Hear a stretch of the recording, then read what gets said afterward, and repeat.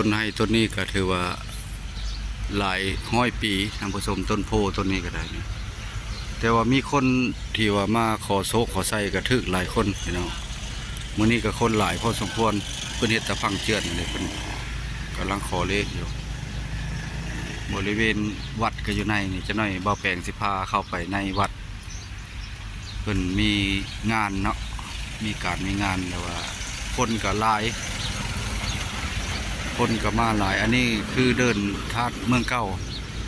ตัวนี้ก็แม่นเดินสนามกีฬาเพิ่นตีที่ว่าประเทศเพิ่นบ้านมาตีบานบ่หรือตีนั้นตีเตะต้อบ่หรือว่าเตะบานเตะเนาะนี่ถ้ามีการมีงานเพิ่นก็เข้าไปพุ่นเข้าพุ่นแล้วเข้าตะพุ่นแล้วเข้าขี่รถเข้าไปพุ่นเลยก็ได้อันนี้ก็ทางใหม่แคมป์ของเพิ่นลัดมาทางนี้เป็นทางใหม่สิพาพี่พาน้องไปเลาะเบิ่งเดินทางมาเก่าเพิ่นปรับปรุงใหม่แล้วก็จะพังเจือนไปเบิ่งน้ำกันพี่น้องเพิ่นสิเฮ็ดจะพังเจือนไปฮอดพุ่นละฮอดบ่อนจุบทรายขึ้นทางส้นเอาแห่เอาทรายขึ้นทางส้นระเดือเนาะส้นหวานพุ่นละไปเบิ่งน้ำกันเนาะพี่น้องเนาะ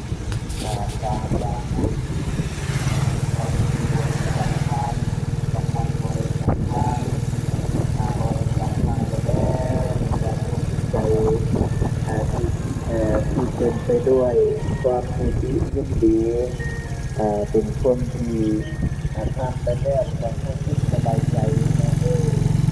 ก็เลยสบายใจ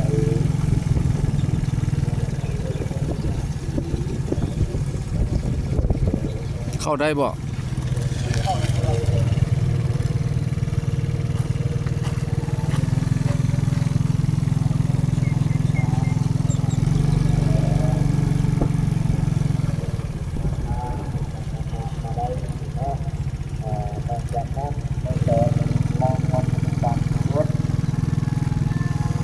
ก็จะมีพิธีเรียนเรียงพิธีไหว้พระหัตถ์เนาะจะมีการปฏิบัติธรรมมีการเอาประตูทางเข้า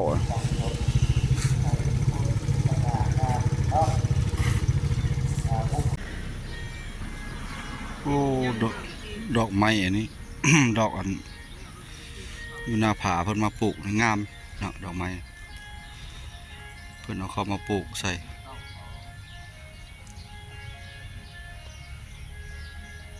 สวยงามแล้วเริ่มสวยงามแล้วเพิ่นเฮ็ดวัดสิโคตรเฮามีพระแขกโดยพาแขกมาบ่คนมาเป็นประเทศคนมาแบบ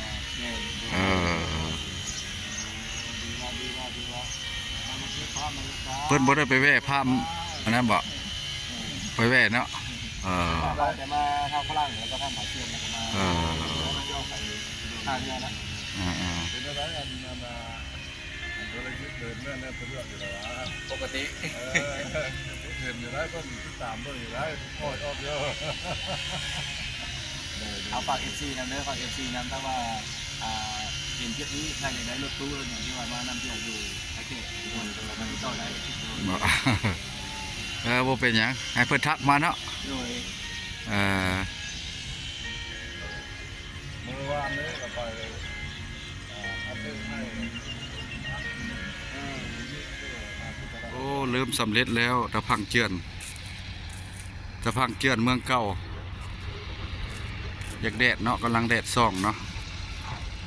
เริ่มสำเร็จแล้ว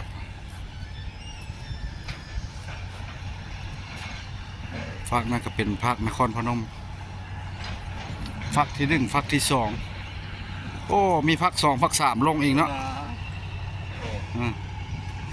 สำหรับอยากลงไปลิ่นน้ำเนี่ยสบายนะอันนั้นก็เศร้าประมงหาปลาเนาะ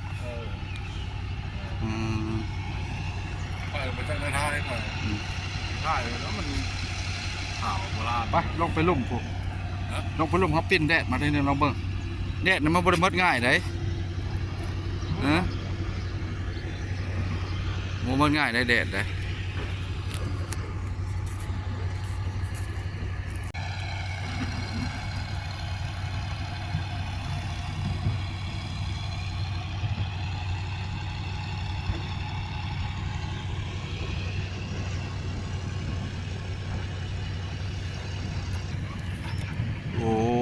สำเร็จแล้วเนาะตัวนี้พักที่สองอันนี้น่าจะเป็นชาวประมงชาวหาปลาเพิ่นนอนอยู่กับนี่นอนอยู่กับเรือนี่นะโอ้ยังเฮ็ดไปฮอดพุ่นต่อเนาะบุกไปเลย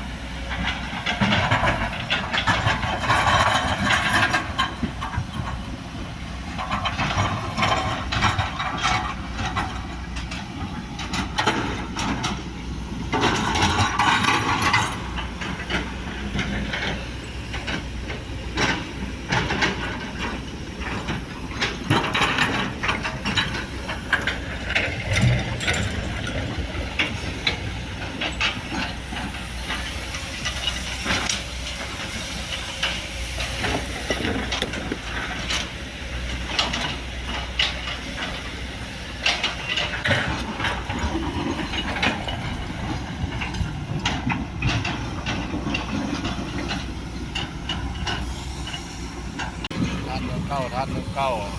เป็นเชื้อแต่ว่าเป็นเรื่องสูงคนบอกคนอื่นนั่นแหละคือว่าเป็นทีนี้มาเนี่ยมันใช้เวลาเนี่ยเป็นข้อ4 เดือนก็ได้ในตอนสมัยนี้นะเพราะว่าของเนี่ยมันก็เป็นสูงมาแล้วนะถือว่าแล้วนะความสูง อันนี้ทั้งข้างเนี่ยเพื่อก็เอาดินมากองไว้เนาะสำหรับที่ว่าขุดแล้วก็เอาดินตัวนี้จำนวนนี้ลงไปใส่เพื่อนจะเฮ็ดตะพังเจือนไปนี่ฮอดห่านมกสุ่มเนาะบอนปั่นทรายน่ะเฮ็ดมานี่ก็ได้หลายเดือนเติบแล้วพี่น้อง4-5 เดือนนี่แหละบริเวณด้านเทิงก็ซ้ำนี้แหละเพราะว่าคือ4 ท่านอยู่ยังอีก2 เดือนเนาะ2 เดือนหรือ3 เดือนเนี่ยบนถาดมาเก่าเนี่ยเพราะว่าตัวนั้นแหละแม่นแล้วสำเร็จแล้วตัวนั้นเพื่อก็ต่อไปตัวนี้อีกเนาะ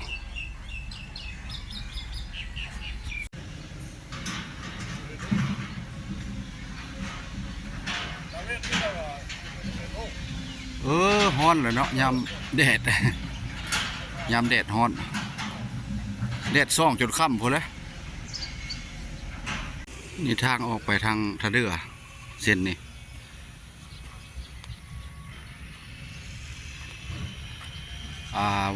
หูปั้นของยาพ่อสิโคตรละพุ่นอยู่พุ่นไตคอยเห็นเดินเพิ่นเอาไว้พุ่นเนาะบริเวณเดินถาดสีโคตรนี่ก็กว้างอยู่ได้ท่านผู้ชมกว้างหลายเติบอยู่คลิปนี้ก็พอประมาณนั้นแหละเนาะท่านผู้ชมเนาะคลิปหน้าจะไปหาบ่อนเหมาะสมคนนี้ให้เบิ่งเนาะวิดีโอนี้ก็ขอปิดไว้เพียงซ้ำนี้พี่น้องพาเข้าไปเป็นกำลังใจในเด้อพี่น้องเฮาทางต่างประเทศเฮาหรือว่าทางประเทศไทยเฮาไปก่อนวิดีโอนี้ก็ขอปิดไว้เพียงซ้ำนี้ไปก่อนบ๊ายบายมาสุขสุขคน